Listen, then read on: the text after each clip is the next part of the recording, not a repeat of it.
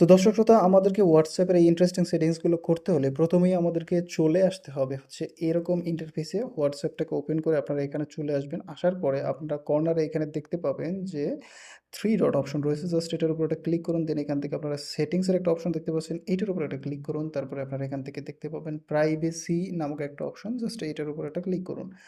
প্রথমতই আমরা এখানে দেখতে পাচ্ছি যে এখানে দেখাচ্ছে last seen and online. Just আমরা এই অপশনটার উপর একটা ক্লিক করে দেবো, ঠিক আছে? তো ক্লিক করে দিয়ে আমরা এখান থেকে এই ২ টা অপশনটাকেই কি করব? নোবডি এবং এটা সেইম অ্যাজ লাস্ট সিন এটা করে দেবো। কেন করব? এটা যদি আমরা করি তাহলে দেখা যাবে যে আমরা কখন হোয়াটসঅ্যাপে অনলাইনে এসেছি এবং কখন আসিনি এইটা কিন্তু আর দেখাবে না। যে কারণে কি হবে? আপনাকে হোয়াটসঅ্যাপে আপনি কখন এসেছিলেন আর কখন গিয়েছেন সেটা না জানতে পারলে আপনাকে কেউ মেসেজ দিয়ে বিরক্ত করতে পারবে না।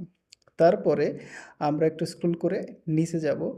তারপরে আমরা এখানে দেখতে পাচ্ছি রিড রিসিপিয়েন্ট নামক একটা অপশন। জাস্ট এই অপশনটাকে আমরা অন করে দেবো। যখন আপনি এই অপশনটাকে অন করে দিবেন তারপরে কি হবে?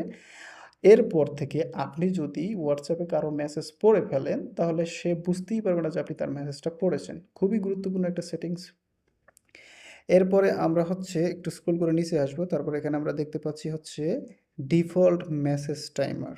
জাস্ট আমরা এই অপশনটার উপর একটু ক্লিক করব। ক্লিক করার পরে আমরা এখানে দেখতে পাচ্ছি ডিফল্ট মেসেজ টাইমার নামক একটা অপশন এবং এখানে আপনি যদি কোনো টাইম সেট করে দেন, যেমন ধরেন ৯০ দিন, ৭ দিন বা ২৪ ঘন্টা, তাহলে এই টাইমের পরে আপনি যদি কাউকে মেসেজ করে থাকেন সেই মেসেজটা অটোমেটিক্যালি ডিলিট হয়ে যাবে। তাহলে হচ্ছে কি আপনার প্রাইভেসিটা সেফ থাকবে। আপনার মেসেজগুলোকে অন্যকে দেখিয়ে তারপরে হচ্ছে আপনার প্রাইভেসি লিক করার কোনো অপশনই থাকবে না। তারপরে দর্শক শ্রোতা আমরা যদি একটু স্ক্রল করে নিচে আসি তাহলে আমরা এখানে একটা অপশন পাবো, সেটা হচ্ছে কলস নামক অপশন। সেটা হচ্ছে এইটা। এটার উপর একটা ক্লিক করবো এবং এখান থেকে আমরা আননন কলার্স এই অপশনটা অন করে দেবো। যখন আমরা এই অপশনটাকে অন করব তারপর থেকে আপনাকে অপরিচিত কোনো নাম্বার থেকে হোয়াটসঅ্যাপে আর কল দিতে পারবে না।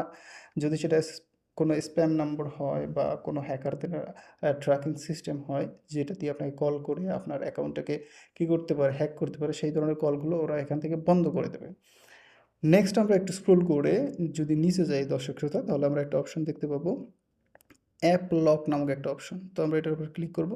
তো এখানে একটা জিনিস দেখাচ্ছে সেটা হলো ইমিডিয়েট একটা অপশন আমি কিন্তু সিলেক্ট করে রেখেছি। তো এইখানে ইমিডিয়েট অপশনটা কেন দেওয়া হয়েছে? আপনার হোয়াটসঅ্যাপে যদি আপনি কোনো ফিঙ্গারপ্রিন্ট, যেমন আমি এখানে ফিঙ্গারপ্রিন্ট দিয়ে আমার অ্যাকাউন্টটাকে লক করেছি, আপনি যদি ফিঙ্গারপ্রিন্ট বা কোনো পিন নাম্বার দিয়ে বা কোনো পাস কি দিয়ে লক করে থাকেন, তো সেই ক্ষেত্রে আপনার হাত থেকে ফোনটা হোয়াটসঅ্যাপে সেটিং করার পর রাখার সাথে সাথে, ধরুন আপনি সেটিং করেছেন, কাউকে একটা মেসেজ করার সাথে সাথেই আপনি রেখে দিলে সাথে সাথে হোয়াটসঅ্যাপটা লক হয়ে যাবে। তারপরে আবার হোয়াটসঅ্যাপে ঢুকতে হলে পাসওয়ার্ড বা ফিঙ্গারপ্রিন্ট দিয়ে ঢুকতে হবে। ক্লিয়ারলি বুঝতে পেরেছেন? তো এটাও আপনার সিকিউরিটির যে প্রাইভেসিটাকে সেটাকে অনেক গুণ বাড়িয়ে দিল।